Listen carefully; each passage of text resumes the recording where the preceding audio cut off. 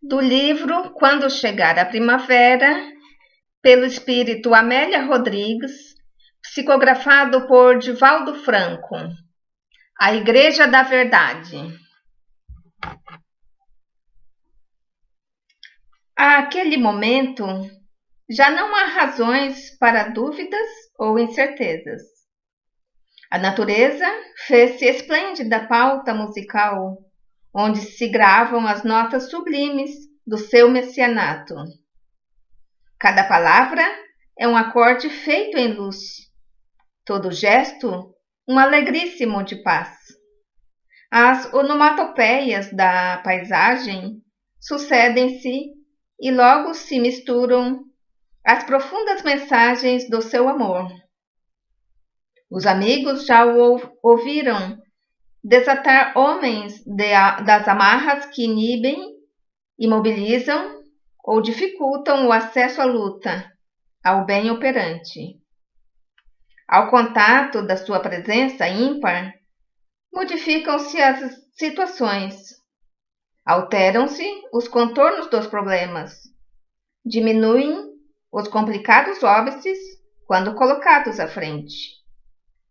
Ninguém o perturba ou confunde.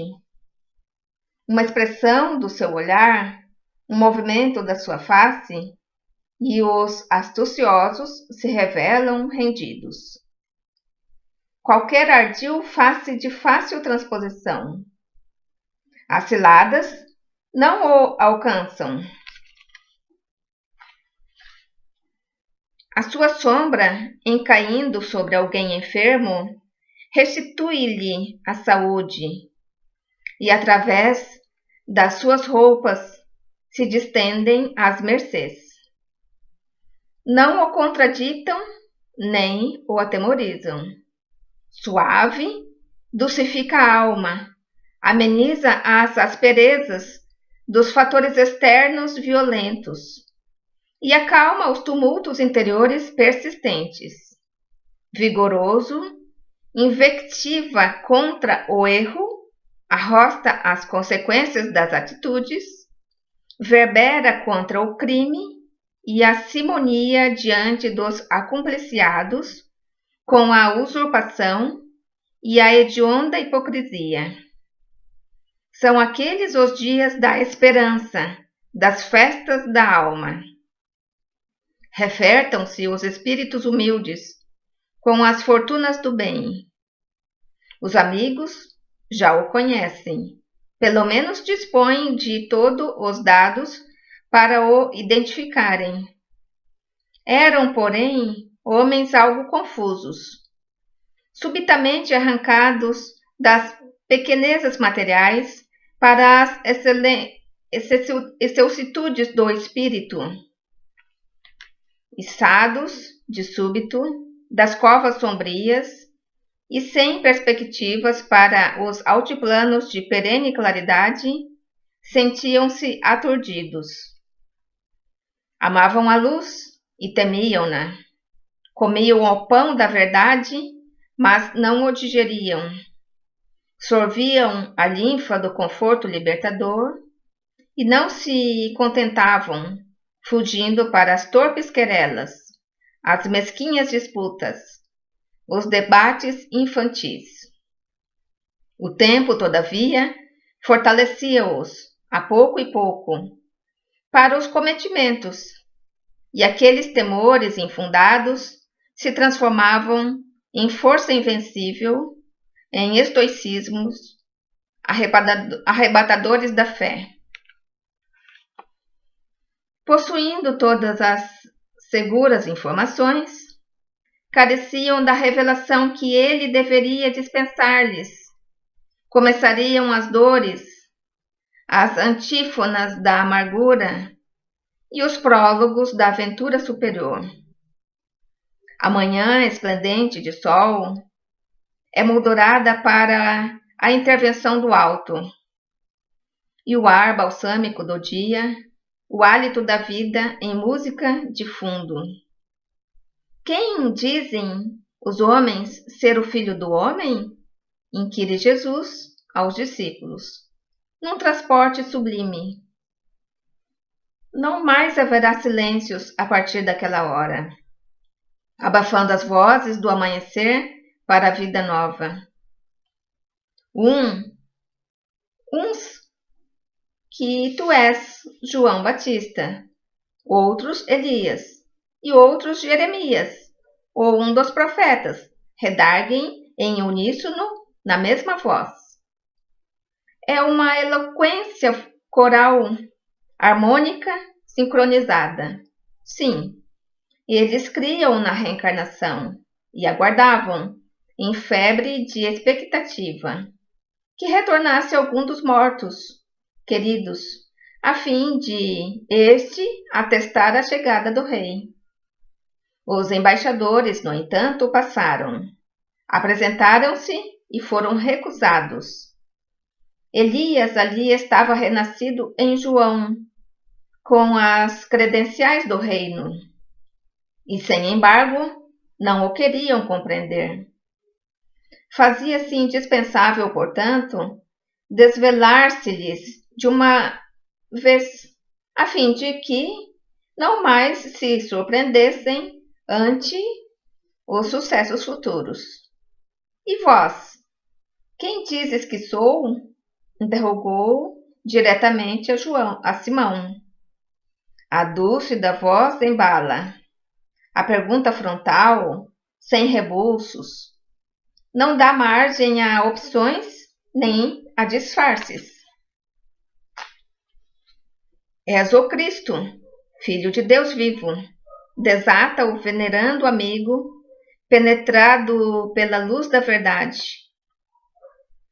Há uma orquestração no ar e um súbito acalanto, morrendo em pianíssimo, para que ocorra um profundo estacato. Ali está o rei diante deles, atônitos e deslumbrados. Bem-aventurados és, Simão Bar-Jonas, porque não foi carne e sangue quem te revelou, mas meu Pai que está nos céus, arremata Jesus. Soa o instante em que os segredos cedem lugar às notícias alvissareiras. Os mistérios desaparecem ante as claras enunciações, e as bases, os fundamentos da era nova são fixados em definitivo nos corações e nas mentes. Nasce a Igreja da Revelação Espiritual. Estão autorizados os intercâmbios. Os dois mundos confraternizam-se em abundância. Cesareia de Filipe fez-se o santuário para a comunhão com o mundo maior. A cidade opulenta dos homens cede os seus arredores em flor para a convivência com os ministros imponderáveis do Senhor da Terra. Desvelou-se Jesus aos companheiros, em definitivo. A grande luz do alto jorra em abundância, e a plenitude da vida és tua. A alvorada da verdade, no entanto, é também o amanhecer das dores. No mundo não haverá lugar para ela por enquanto. O duelo das ilusões, na disputa do palco da dominação das consciências, recebe a adesão das forças ignóbeis da treva, que pretende permanência. Afirma-se a chegada do amor, enquanto se juncam de expressões e de ódios e de dores os corações.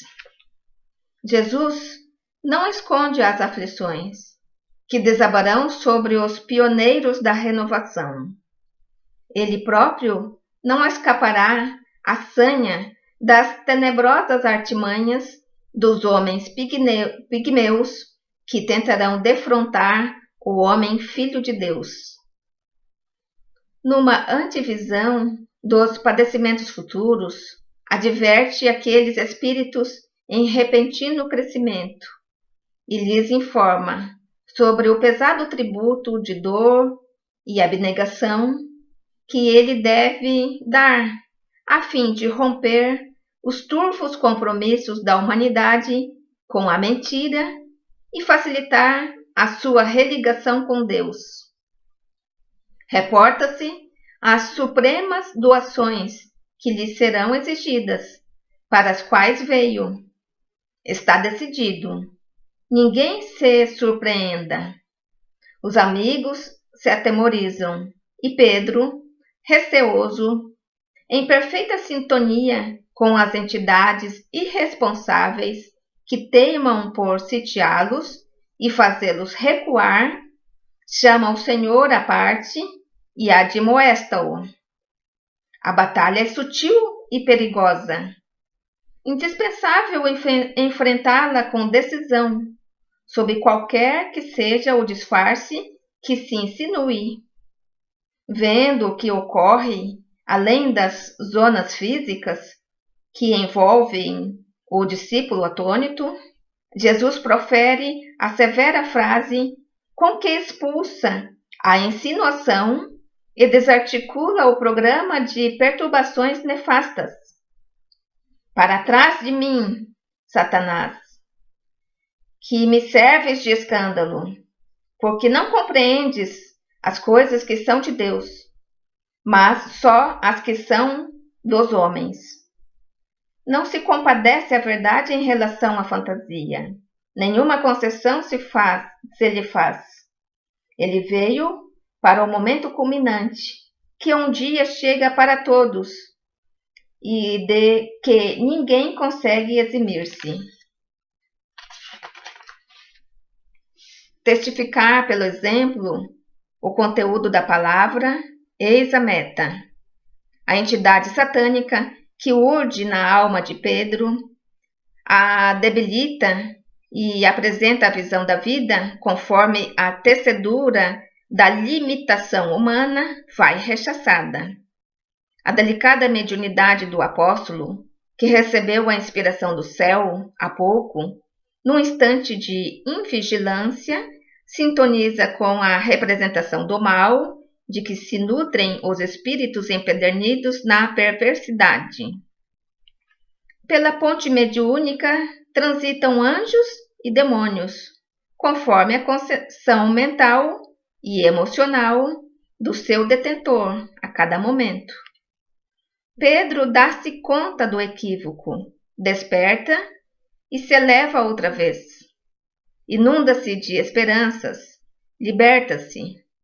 O mestre, integérrimo, com os olhos postos na glória do sacrifício, exalta a dor por amor e culmina o ensino definindo perenemente os rumos e as balizas do seu messianato.